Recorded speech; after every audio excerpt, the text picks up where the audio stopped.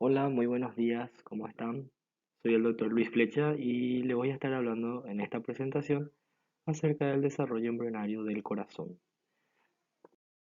Entonces, el desarrollo embrionario del corazón se inicia a partir de células que se disponen a lo largo de lo que vamos a llamarle campo cardiogénico.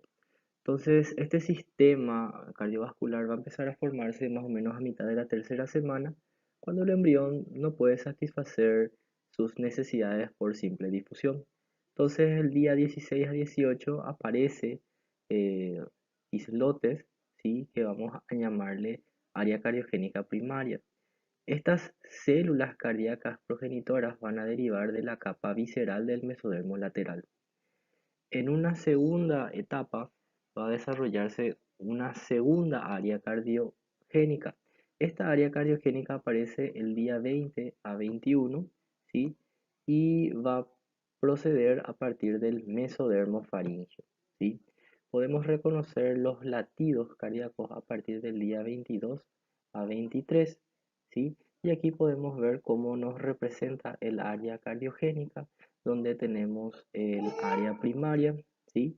Y el área secundaria. El área secundaria viene a ser responsable de la formación de las estructuras de salida del corazón, como por ejemplo los ventrículos y el cono y el tronco. Lo mismo podemos ver aquí, como a partir de lo que es el mesodermo faríngeo, ¿verdad? Las células migran hacia el corazón formando la porción de salida.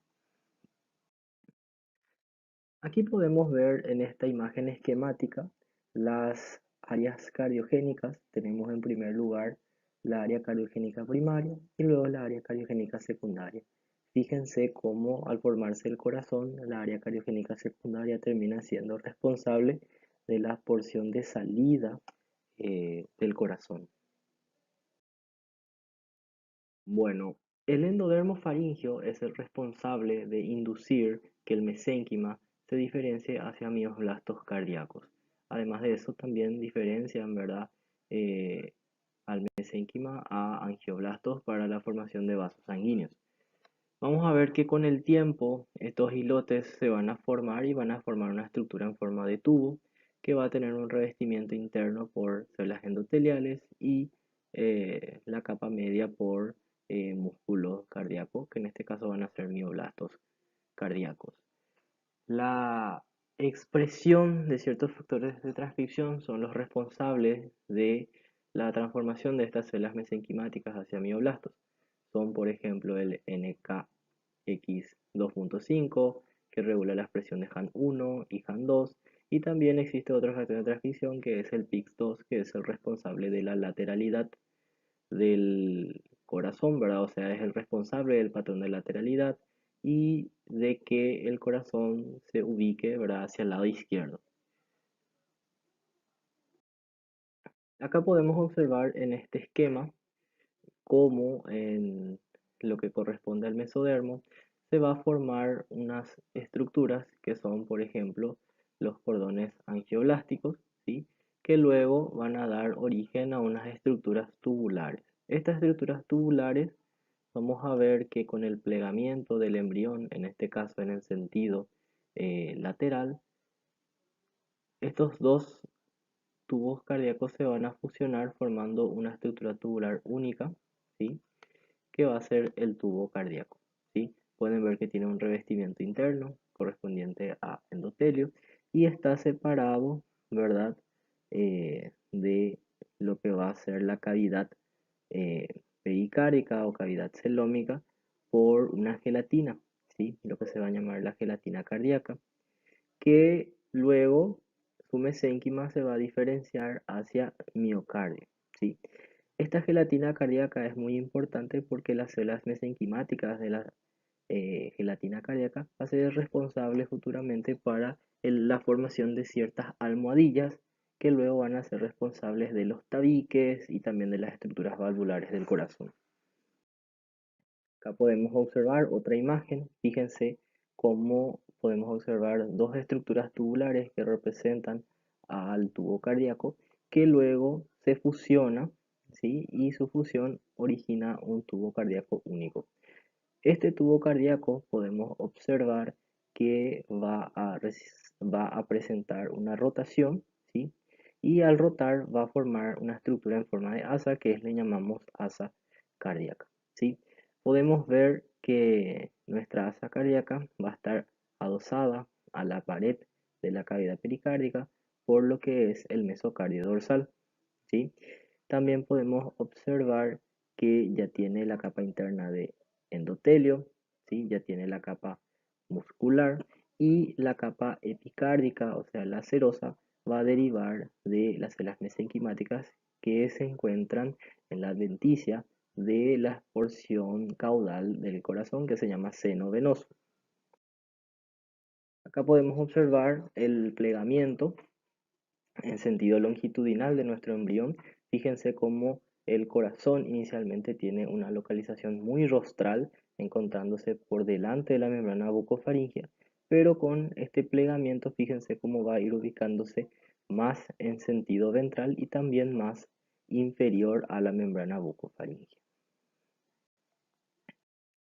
Aquí podemos observar que con el plegamiento cefalocaudal y lateral, estos primordios del corazón se fusionan formando este tubo cardíaco. Este tubo cardíaco va a tener una forma de herradura y, como les dije, va a estar adosado a la pared posterior por el mesocardio dorsal. Vamos a ver que va a estar tapizado o revestido internamente por endotelio y va a estar compuesto por células miocárdicas, ¿no es cierto? Esta estructura tubular va a recibir la sangre de todo el embrión por su polo inferior o su polo caudal y esa porción le vamos a llamar seno venoso y se va a continuar con la aurícula. De la aurícula la sangre se va a continuar al ventrículo, del ventrículo al bulbo y por último al tronco en su polo craneal o polo superior y luego de ahí es bombeado a través de los arcos aórticos hacia las aortas dorsales. Podemos observar, como les dije, el tubo cardíaco está adosado a la pared dorsal a través del mesocardio dorsal. Este mesocardio dorsal posteriormente va a desaparecer. Las células del mesocardio dorsal van a sufrir apoptosis, en el cual se va a crear una comunicación en el cual esto va a representar el seno pericárdico transverso. Vamos a observar que las células mesoteliales que van a corresponder al epicardio van a proceder de la superficie externa del seno venoso. Entonces nuestro tubo cardíaco ya va a tener las tres capas, ¿verdad? Va a tener un endocardio, va a tener un miocardio y va a tener un epicardio. Bueno, esta estructura tubular que es el tubo cardíaco va a sufrir una rotación. Esta rotación va a ser responsable de la formación del asa cardíaca. El asa cardíaca se curva el día 23 y se completa la curvatura el día 28. Mediante esta curvatura vamos a observar que las estructuras que son más craneales, o sea, son más superiores, van a terminar teniendo una ubicación más hacia abajo, ¿sí? Y también más hacia adelante. Y las porciones más caudales van a tener una ubicación más craneal y más posterior, ¿sí? Entonces de esa manera vamos a observar cómo el ventrículo que está craneal y la aurícula que está más caudal, la aurícula termina ubicándose hacia atrás y hacia arriba, ¿verdad? Y los ventrículos hacia abajo y hacia adelante. Debido a la formación de esta asa cardíaca, vamos a observar que ciertas zonas del corazón tienen unas estructuras o tienen unos surcos bastante marcados. Y hacia la parte interna de los surcos, esto se va a relacionar con crestas que futuramente van a ser responsables del tabicamiento del corazón. Acá podemos observar nuevamente el tubo cardíaco. Fíjense cómo la sangre que recibe el corazón viene del seno venoso, luego a la aurícula o el atrio, luego pasa al ventrículo, luego al bulbo y al tronco, ¿sí? Con esta rotación, con la formación del asa cardíaca, Fíjense cómo la aurícula va ubicándose cada vez más internamente dentro de la cavidad pericárdica y al mismo tiempo se va ubicando más hacia atrás y hacia arriba. Y el ventrículo se ubica más hacia abajo y hacia adelante. Bueno, ¿cuál es o cómo es la circulación de la sangre a través del corazón primitivo? Tengamos en cuenta que las cavidades cardíacas están ampliamente comunicadas y las contracciones miocárdicas tampoco son coordinadas. Por lo tanto, inicialmente este flujo es de tipo flujo y reflujo. Ya posteriormente las contracciones se vuelven más coordinadas, lo que permite que el flujo sea unidireccional. Y también aparecen estructuras valvulares como lo son la válvula sinoauricular. En este caso evitando el reflujo de la sangre que pasa del seno auricular a la aurícula. Bueno, a continuación vamos a hablar sobre el desarrollo del seno venoso. El seno venoso, vamos a observar que en la cuarta semana recibe la sangre a través de las prolongaciones sinusales derecha e izquierda, también llamados cuernos sinusales derechos e izquierdos. Estos cuernos sinusales reciben la sangre a partir de las venas umbilicales, vitelinas y las cardinales, ¿sí? Vamos a observar que a lo largo del desarrollo ciertos órganos van a ir desarrollándose, otros órganos van a ir desapareciendo, por lo tanto las estructuras vasculares van a ir sufriendo modificaciones. Vamos a ver que la sangre que recibe el corazón va a tomar preferentemente más hacia el lado derecho, donde la prolongación o el cuerno sinusal derecho va adquiriendo más importancia y esto se va a ubicar más hacia el lado derecho de la aurícula. Vamos a ver en este caso que la prolongación sinusal del lado izquierdo, sus afluentes van a ir desapareciendo, perdiendo importancia. Por lo tanto, la prolongación va a ir disminuyendo en calibre. Entonces, esta estructura que corresponde a la prolongación sinusal del lado izquierdo, podemos observar que va a ir siendo reemplazado posteriormente por lo que va a ser el seno coronario. En cambio, del lado derecho, fíjense cómo la prolongación sinusal adquiere una mayor importancia, donde sus afluentes terminan siendo la cava superior y la cava inferior. Acá podemos ver en este esquema lo que pasa con las venas umbilicales que recibía el seno venoso. Fíjense cómo del lado izquierdo, tanto las cardinales, umbilicales como las viterinas desaparecen, ¿sí? Y del lado derecho vemos que la cardinal se convierte en la vena cava superior y la vitelina en la vena cava inferior. Solamente la umbilical del lado derecho es la que termina por desaparecer. Aquí podemos observar las aurículas, ¿sí? Y cómo la desembocadura del seno venoso va ubicándose más hacia el lado derecho en esta aurícula aún no tabicada, ¿sí? Entonces fíjense cómo aún no tenemos, ¿verdad?, un tabicamiento completo de esta aurícula, por lo tanto están ampliamente comunicadas, ¿verdad?, aurículas con ventrículos y vemos que el orificio del seno venoso eh, está hacia el lado derecho predominantemente. Fíjense cómo su orificio está rodeado, ¿verdad?, por un mesénquima que va a formar las válvulas del seno venoso. Bueno, ahora vamos a hablar acerca de la división del corazón primitivo. Vamos a hablar de los tabiques del corazón. Este tabicamiento se inicia más o menos en la cuarta semana y se completa hacia finales de la octava semana. El tabicamiento puede ocurrir por tres mecanismos. Estos mecanismos son mediante el crecimiento activo de dos masas que se van aproximando una con la otra. Fíjense, tenemos aquí una estructura en forma de anillo en el cual tenemos una condensación del mesénquima como una almohadilla o una cresta, donde ambos van creciendo hasta aproximarse unos con otros, fusionándose, formando dos canales diferentes, ¿verdad? Entonces ahí tenemos un tabique. Ese es un mecanismo.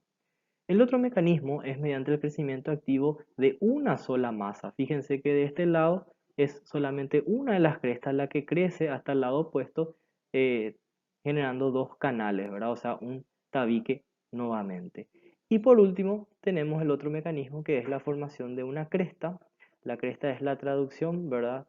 eh, Externa de los surcos, ¿sí? Y vamos a ver que esta cresta separa dos cavidades y estas dos cavidades se van expandiendo sus paredes y a lo largo que se van expandiendo la cresta se va a ir alargando formando un tabique, ¿sí? Entonces estos son los tres mecanismos por el cual se va a tabicar el corazón y vamos a ir explicando cada uno en cada una de las cavidades. Ok, en primer lugar vamos a hablar sobre el canal aurículo-ventricular. El canal aurículo-ventricular es el canal que comunica a las aurículas primitivas, aún no tabicadas, con el ventrículo. Hacia el final de la cuarta semana vamos a ver que aparecen unas almohadillas mesenquimáticas a lo largo del orificio que deja el canal auriculoventricular. Estas células mesenquimáticas van a derivar de la gelatina cardíaca, o sea, del mesénquima del mesodermo lateral y también de células procedentes de la cresta neural. Estas almohadillas van a ser las almohadillas endocárdicas auriculoventriculares, también llamados cojinetes endocárdicos auriculoventriculares, y aparecen dos. Tenemos la almohadilla superior y la almohadilla inferior. ¿Ok? Eh, Estos se van a fusionar dividiendo dos canales, un canal del lado izquierdo y otro canal del lado derecho. Entonces vamos a ver que los ventrículos, ¿verdad? Van a tener dos canales que comunican, ¿verdad? Las aurículas con estos ventrículos. Al mismo tiempo que ocurre el tabicamiento o la separación del conducto auriculoventricular, también la aurícula se está tabicando, se está dividiendo. Entonces, la división de la aurícula primitiva, vamos a observar hacia el final de la cuarta semana, en donde aquí, en el techo, ¿sí?, de la aurícula común, se va a formar una cresta o un tabique que va a tener una forma semilunar o una forma de hoz, ¿sí? Entonces este tabique vamos a llamarle septum primum. El septum primum, fíjense que va a ir creciendo y va a ir dirigiéndose cada vez más hacia abajo, intentando, ¿verdad?, tabicar completamente las aurículas, ¿sí? Vamos a ver que como tiene una forma semilunar, deja una apertura y a esta apertura nosotros le vamos a llamar ostium primum, en el cual ambas aurículas derechas e izquierdas se comunican. A medida que va creciendo este septum primum y llega hacia las almohadillas endocárdicas, ¿sí?, vamos a observar que el orificio, el ostium primum, va a ir disminuyendo en su calibre y va a ir cerrándose. Pero fíjense lo que ocurre en la parte más superior de este septum primum. Va a empezar a aparecer como unas perforaciones. Estas perforaciones luego van a confluir y van a formar un nuevo orificio. A este nuevo orificio nosotros le vamos a llamar ostium secundum, ¿sí? Y si pueden ver, vamos a ver que nuevamente en el techo de la aurícula aparece un segundo tabique, una segunda cresta, ¿sí?, que en este caso le vamos a llamar septum secundum. Entonces, como les referí, aparece un nuevo repliegue, una nueva cresta que le vamos a llamar septum secundum, que también tiene una forma de hoz. Fíjense la forma que tiene, una forma de hoz o de semiluna, dejando un orificio. El orificio que deja el septum secundum le vamos a llamar foramen oval. ¿Ok? Podemos observar que lo que queda, ¿sí?, del septum primum termina representando la válvula del foramen oval, evitando que exista un reflujo desde la aurícula izquierda a la derecha. Por lo tanto, de esta forma queda tabicada nuestra aurícula, ¿sí? No nos olvidemos que el orificio que deja el septum secundum viene a ser el foramen oval, que permite la comunicación de las aurículas del lado derecho a izquierdo y no así del lado izquierdo a derecho debido a que tiene la estructura valvular. Aquí podemos ver en este esquema lo que representa las porciones de las paredes lisas de las aurículas, ¿sí? Podemos ver que la porción lisa de la pared de la aurícula del lado derecho procede del seno venoso y del lado izquierdo procede de la vena pulmonar. Fíjense cómo la vena pulmonar es el responsable de crear la porción lisa de la pared de la aurícula izquierda. Luego tenemos la división del ventrículo primitivo. Entonces, fíjense que hacia el final de la cuarta semana también los dos ventrículos primitivos empiezan a expandirse. Teníamos un surco que representa el surco vulvoventricular y este surco hacia adentro está representado por una cresta, ¿sí? ¿Qué va a pasar con esta cresta? Esta cresta se va a ir alargando a medida que las paredes ventriculares se van expandiendo.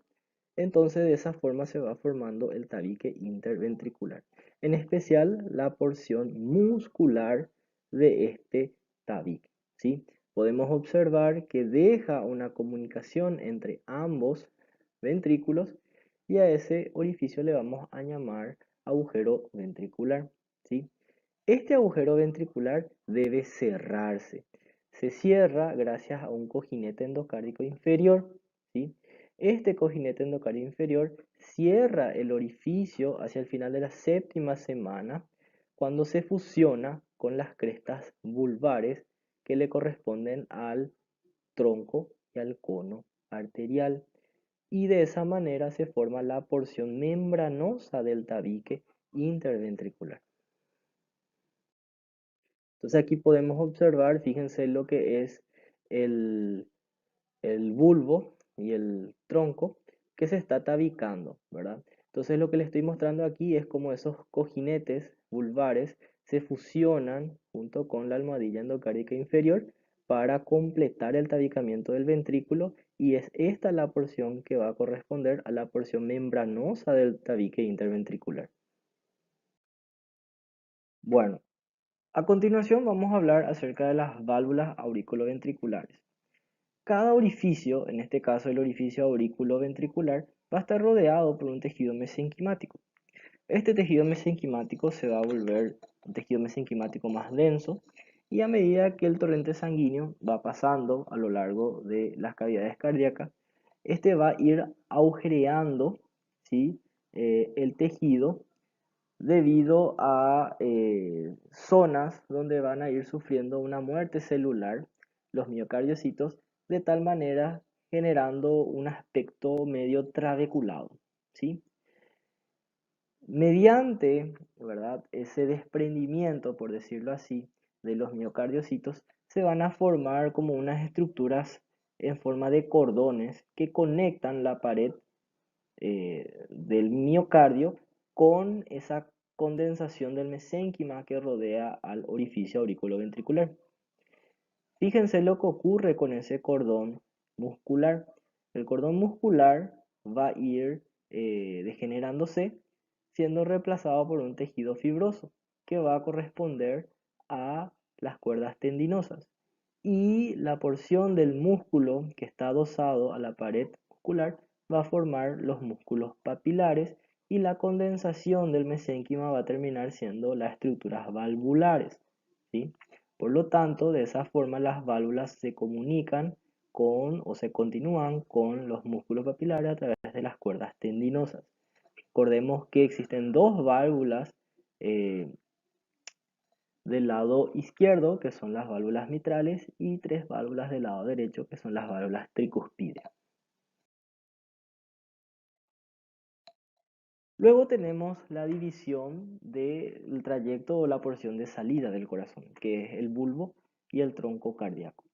Durante la quinta semana vamos a ver que a lo largo del bulbo y el tronco van a aparecer unas crestas nuevamente o rebordes, ¿sí? Que le vamos a llamar crestas vulvares a nivel del bulbo y crestas troncales a nivel del tronco. Estas crestas se continúan unas con otras, ¿sí? Vamos a ver que estos rebordes se van a fusionar, pero durante su división, vamos a ver que estas crestas van a ir enrollándose. Por lo tanto, cuando se completa el tabicamiento del bulbo y del tronco, este tiene una forma en espiral, que es el tabique aórtico pulmonar, ¿sí? Teniendo dos canales, un canal aórtico y un canal pulmonar, ¿sí? Vamos a observar que la porción vulvar se incorpora a las paredes de los ventrículos, siendo el bulbo derecho el cono arterioso que se continúa con el tronco pulmonar y el bulbo izquierdo forma el vestíbulo aórtico. Acá podemos ver un dibujo esquemático que nos muestra la porción de salida del corazón, ¿verdad? O sea, el bulbo y el tronco. Fíjense cómo el tabicamiento de este canal tiene un aspecto en espiral, donde podemos observar en primer lugar el trayecto de salida de la arteria pulmonar hacia adelante, ¿sí? Y la aorta hacia atrás. Más hacia arriba, fíjense cómo esto se invierte, siendo la aorta hacia adelante y el tronco pulmonar hacia atrás. Entonces esto se debe a que tiene una forma en espiral y el tronco pulmonar y la aorta se enrollan entre sí.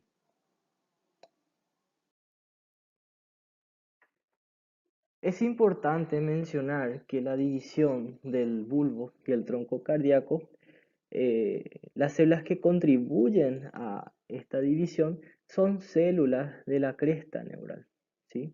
Entonces las crestas neural contribuyen a la formación de las almohadillas endocárdicas tanto en el tronco como en el cono. De forma similar como se forman las válvulas auriculoventriculares, también se forman las válvulas semilunares, ¿sí? Entonces, cuando casi se completa la división del tronco, aparecen unos tubérculos, ¿sí? Pequeños que le vamos a llamar primordios de las válvulas semilunares. Acá podemos observar los primordios de las válvulas semilunares y luego cuando este se va a ir separando, ¿verdad? Por un lado la aorta y por el otro lado el tronco pulmonar, se separan formando dos orificios de salida con sus válvulas respectivas, ¿sí?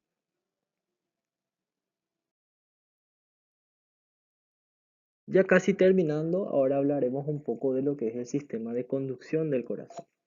En un principio, el centro cardiorregulador natural del corazón se va a encontrar en la parte caudal del tubo cardíaco. Por lo tanto, es la aurícula que va a actuar como un marcapaso del corazón, ¿sí?